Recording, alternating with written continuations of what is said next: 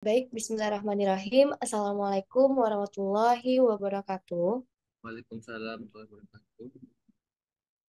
Kami dari kelompok 3 akan mempresentasikan tugas akhir proyek Based Learning kami dengan judul Quark dengan mata kuliah Fisika Inti. Sebelumnya, yang terhormat Ibu dosen pengampu, Ibu Dr. Hidayati MSI, dan rekan-rekan seperjuangan S1 Fisika yang saya banggakan. Baik, adapun anggota kelompok kami, yakni yang pertama ada Cahya Rahardi dengan NIM 2103447. Selanjutnya ada Nisa Dewi Anggraini dengan NIM 2103441. Dan saya sendiri, Saliren Edward dengan NIM 2103415.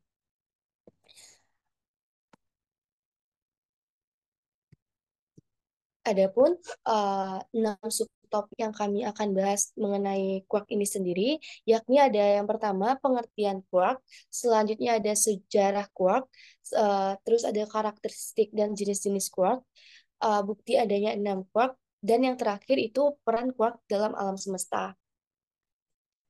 Untuk materi pertama akan rekan saya bahas kepada Cahya Rahati, dipersilahkan. Baik, terima kasih kepada moderator. Saya akan menjelaskan materi terkait pengertian squat. Nah, kuart itu adalah bahan penyusun materi yang dikenal sebagai partikel elementer. Kuart merupakan jenis partikel elementer serta merupakan unsur pokok dari unsur pokok. Kuart-kuart ini bergabung bentuk partikel, yaitu hadron. Nah, hadron ini nanti terbentuk yang paling stabil itu adalah proton yang neutron yang menjadi komponen inti atom. Nah, kuart ini tidak pernah diteliti ataupun ditemukan secara langsung secara isolasi. Melainkan kuart ini ditemukan pada hadron yaitu seperti baryon dan meson. Baryon adalah partikel masif yang terdiri dari tiga kuart dalam model standarnya. Baryon adalah fermion, sedangkan meson adalah partikel bermassa yang tersusun atas pasangan kuart-kuart anti-kuart. Nah, kuart ini juga mempunyai berbagai sifat intrinsik, yaitu muatan listrik, massa muatan muatan warna, dan spin. Nah, quark itu ialah satu-satunya partikel elementer dalam sebuah model standar fisika partikel yang mengalami keempat interaksi mendasar yang disebut dengan kekuatan fundamental, yaitu ada elektromagnetis, gravitis, interaksi kuat, dan interaksi lemah. Nah, seperti dapat dilihat pada tabel, ini merupakan satu tabel karakteristik dari jenis-jenis quark. Ada up, down, charm, strength, top, and bottom. Nah, di sini dijelaskan ada simbol, spin, charge, baryon number-nya, serta ada massa. Nah, nanti akan lebih dijelaskan oleh rekan pemateri selanjutnya. Next. Nah, sini kita akan membahas lebih dalam terkait sejarah dari sport ini. Nah, dari namanya, Quart itu diambil dari Murray Gell-Mann dari sebuah buku itu Finnegan's Wake, karya dari James Joyce. Nah, Murray Gell-Mann dan George Zwick itu tahun 1164 dalam model quart ini dijelaskan bahwa adanya tiga buah jenis quart awalnya, itu ada up, down, and strength. But seiring jalannya waktu, model ini telah menambah jenis quart lainnya. Saat ini ada 6 jenis quark yang diakui oleh model standar fisika partikel. Adanya up, down, strength, charm, bottom, and top. Nah, selanjutnya sejarah menarik terkait quark ini ada berbagai eksperimen juga yang membahas terkait quark ini. Adanya Large Collider atau LHC yang dilakukan di CERN. Nah, eksperimen ini telah menghasilkan bukti yang mendukung model quark dan meningkatkan pemahaman terkait struktur materi dan fenomena fisika yang melibatkan partikel subatom. Nah, mungkin sekian dari sejarah yang dapat saya jelaskan. Saya kembalikan pada moderator.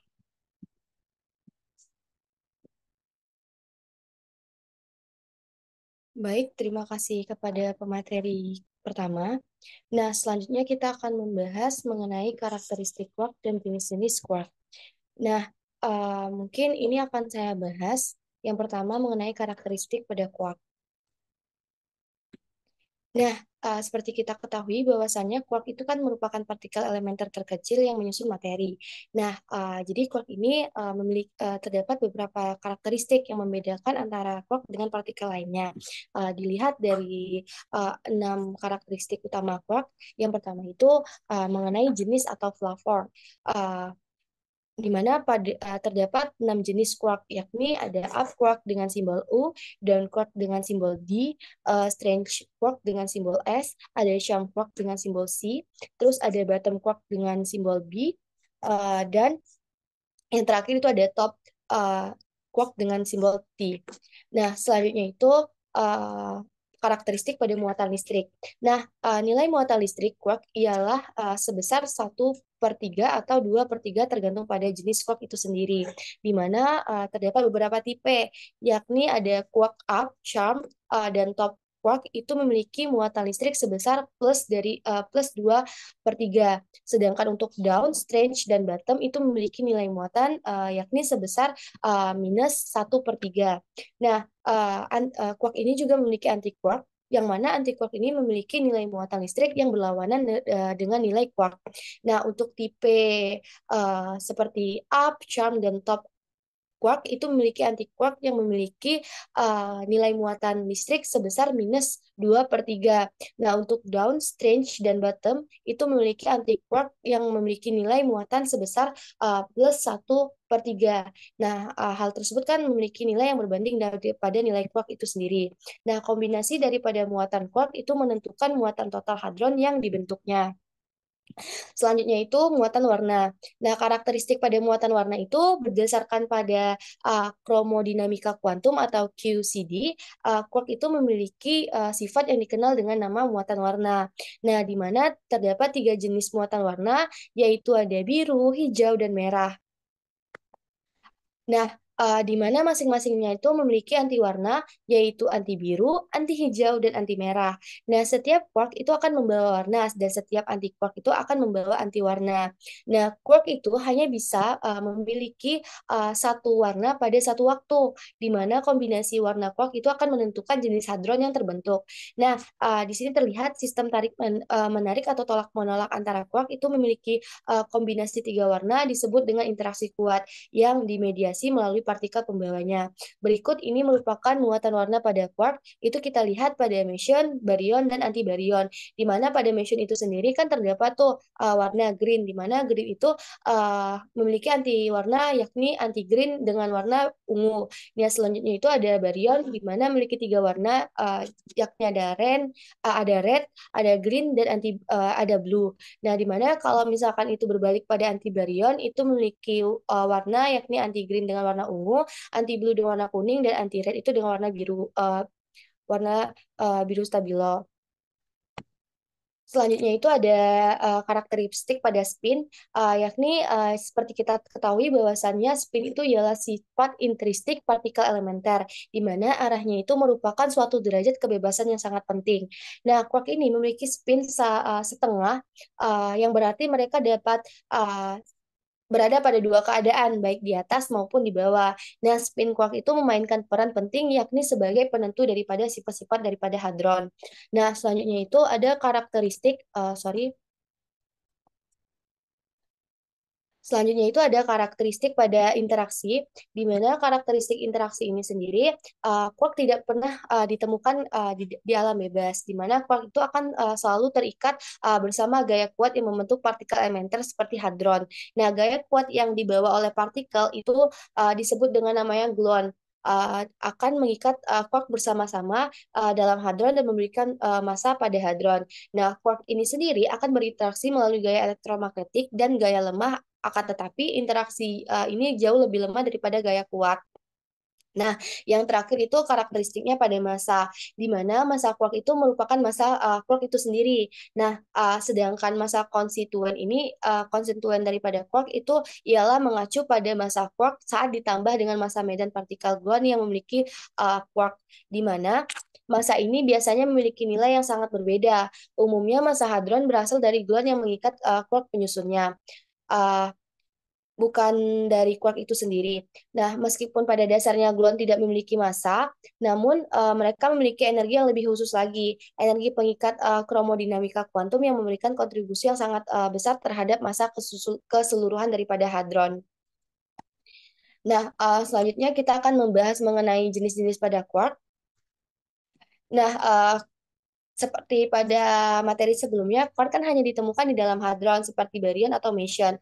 Nah, dia itu nggak dapat ditemukan secara bebas di alam. Nah, ternyata pada jenis-jenis quark ini sendiri itu terdapat 6 jenis quark, yakni up, down, charm, strange, bottom, dan top. Nah, di mana uh, up dan down itu ialah jenis quark yang sangat memiliki massa yang lemah di antara keenam jenis quark. Nah, untuk lebih lanjut kita akan membahas mengenai keenam jenis-jenis quark itu sendiri. Yang pertama kita akan membahas mengenai up dan down quark, di mana jenis pertama ini yakni uh, memiliki yang paling umum atau yang paling sering dijumpai dengan memiliki massa yang paling kecil atau paling ringan. Nah, adapun proses daripada quark ini lebih mendasari ialah peluruhan quark untuk penyusunnya. Nah, seperti pada gambar di samping, ini merupakan diagram proton dan neutron, di mana proton dan neutron itu merupakan partikel subatomik yang menyusun inti atom. Nah, diagram ini menunjukkan struktur dari proton dan neutron, di mana proton itu sendiri terdapat 3 buah quark dengan 2 quark up ditandai dengan simbol U dan 1 quark down dengan ditandai pada simbol D. Nah, selanjutnya itu untuk neutron itu juga terdapat 3 quark, di mana 2 quark down dan 1 quark up. Nah, untuk up sendiri itu memiliki nilai muatan listrik yakni sebesar plus 2/3 elektron, sedangkan untuk down quark itu sendiri memiliki nilai sebesar minus 1/3 elektron. Nah, selanjutnya itu ada strange quark, di mana strange quark ini sendiri ini merupakan jenis yang paling ringan ketiga dari semua jenis quark sejenis dengan partikel elementer, di mana quark strange ini memiliki muatan listrik sebesar minus 1/3 dan lebih masif daripada up dan down. Nah, quark strange ini ditemukan pada hadron yang mengandung meson dan baryon daripada strange. Nah, bisa kita lihat bahwasanya pada gambar itu uh, yakni terdapat omega minus baryon dengan massa itu sebesar jadi massa strange itu sebesar 1672 mega elektron volt per uh, C kuadrat. Nah, dengan muatan listrik itu sebesar minus 1/3 elektron.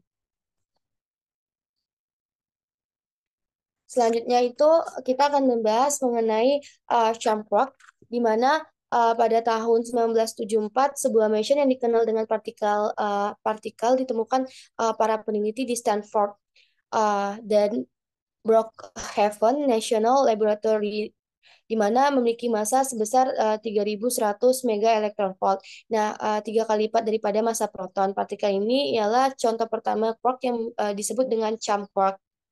Nah, quark ini sendiri ialah yang paling pasif ketiga dari semua jenis quark sejenis dengan partikel elementer. Nah, quark ini ditemukan pada hadron, di mana merupakan partikel subatomik yang terbuat dari quark.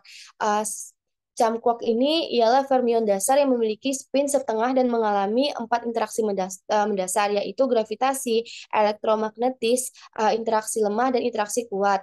Nah, partikel daripada charm quark ini sendiri dikenal dengan sebutan charm anti-quark. Nah, charm quark ini memiliki muatan listrik sebesar plus 2/3, di mana ini lebih masif daripada up dan down quark. Quark charm ini dapat ditemukan di hadron yang mengandung meson dan baryon charm. Selanjutnya itu ada yang namanya top quark. Top quark ini sendiri memiliki muatan listrik sebesar plus 2/3, yang mana merupakan quark paling masif. Nah, ini kenapa sih dibilang paling masif? Ya kan? Karena quark top ini hanya dapat hidup dalam waktu yang singkat sebelum meluruh. Nah, adapun bukti dari pengamatan top quark itu oleh fasilitas Tevatron Fermilab pada bulan April 1995, di mana bisa kita lihat adapun buktinya itu sendiri yakni sebagai berikut. Nah, gambar ini merupakan gambar diagram tumbukan proton dan antiproton, di mana proton dan antiproton ini ialah dua jenis partikel subatomik yang memiliki muatan yang sangat berlawanan. Nah, ketika proton dan antiproton bertabrakan, mereka dapat saling inhale, yang berarti keduanya diubah menjadi energi murni. Nah, gambar tersebut menunjukkan langkah-langkah yang terlibat dalam enhilasi pasangan proton dan antiproton. Nah, langkah pertama adalah quark dan antiquark dari proton dan antiproton masing-masing yang berinteraksi untuk membentuk pasangan top antitop. Nah, quark top ialah partikel fundamental terberat yang diketahui dan sangat tidak stabil. Akibatnya, ia segera meluruh menjadi boson atau W dan quark bottom. Nah, boson W ialah partikel pembawa gaya yang bertanggung jawab atas gaya nuklir lemah. Ia dapat meluruh menjadi lepton.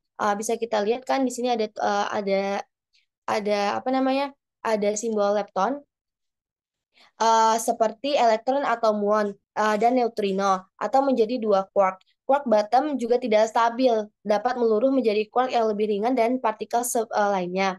Langkah terakhir ialah dalam enhilasi pasangan proton dan antiproton ialah peluruhan boson W dan quark bottom, di mana peluruhan ini melepaskan sejumlah besar energi yang kita lihat sebagai semburan cahaya saat proton dan antiproton bertabrakan. Nah, gambar tersebutlah menunjukkan berbagai mode peluruhan yang mungkin terjadi pada boson W dan quark bottom. Nah, mode peluruhan ini harus diperhitungkan dalam analisis data saat mempelajari tumbukan proton dan antiproton. Nah, yang terakhir itu mengenai bottom quark atau dengan simbol B,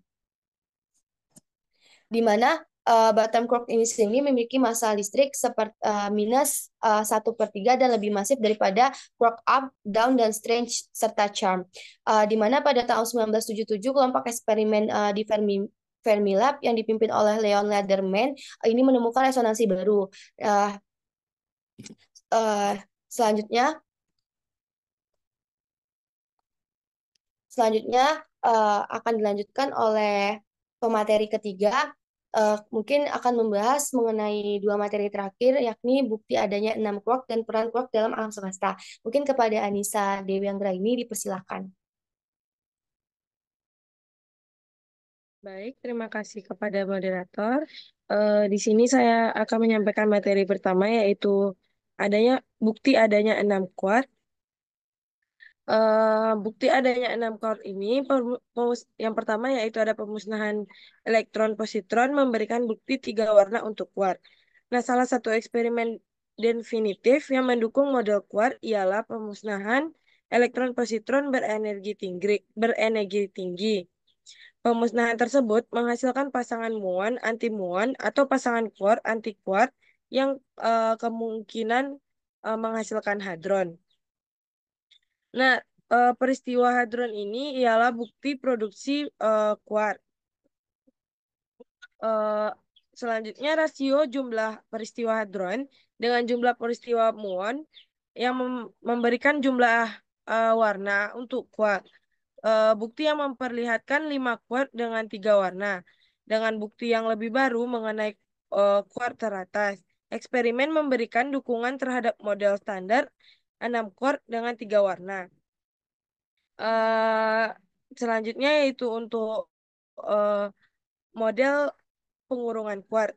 Eksperimen hamburan inelastis dalam memberikan bukti jika proton dan neutron yang terdiri dari 3 partikel fundamental yang disebut dengan quark. Untuk salah satu jenis eksperimen dalam penumbukan proton dan proton antiproton menghasilkan sebuah pancaran meson yang berkorelasi dengan model kurungan quark. Seperti yang divisualisasikan dalam model TAS untuk kurungan quark, sebuah quark individu tidak dapat ditarik keluar karena energi yang diperlakukan untuk hal tersebut jauh lebih besar dibandingkan energi produksi pasangan dari pasangan quark, uh, quark anti-quark. Jika dalam tumbukan berenergi tinggi, sesuatu dapat berhamburan langsung dari salah satu quark penyusunannya, maka ia akan menghasilkan energi yang tinggi. Dengan energi yang berkali-kali lipat dari energi produksi pasangan, maka akan tercipta pancaran pasangan quark anti-quark atau biasa disebut dengan meson. Lanjut.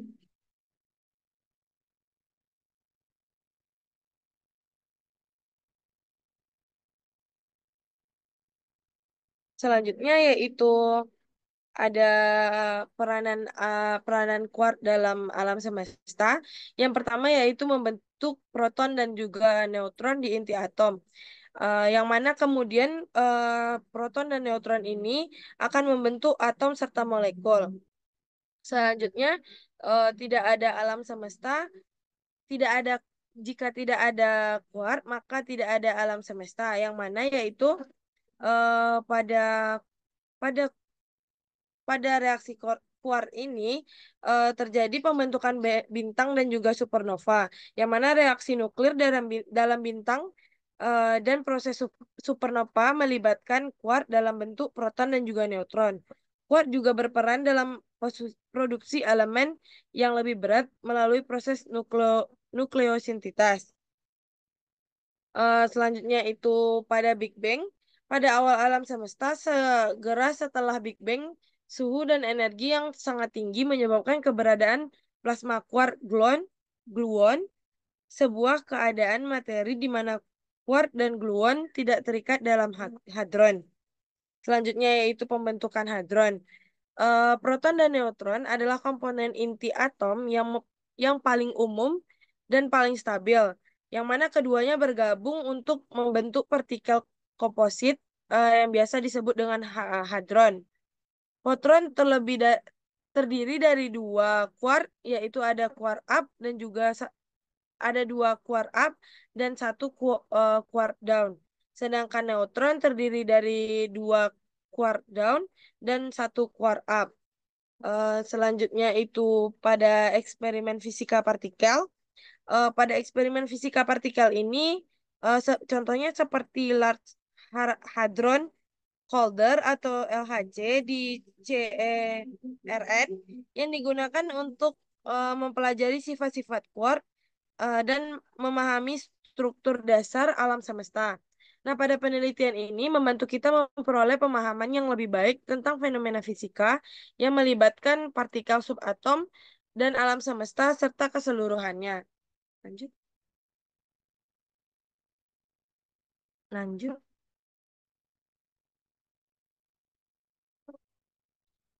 Mungkin sekian dari saya. Saya kembalikan ke moderator. Baik, terima kasih kepada Nisa Dewi Anggraini selaku pemateri terakhir pada materi kita mengenai kuak. Nah, mungkin itulah hasil presentasi proyek based learning kami mengenai fisika inti dengan topik quark. Jika terdapat kesalahan dan kekurangan dalam penyampaiannya, kami mohon maaf sebesar-besarnya. Untuk itu, kami tutup dengan wabillahi taufiq wal hidayah. Wassalamualaikum warahmatullahi wabarakatuh. Terima kasih.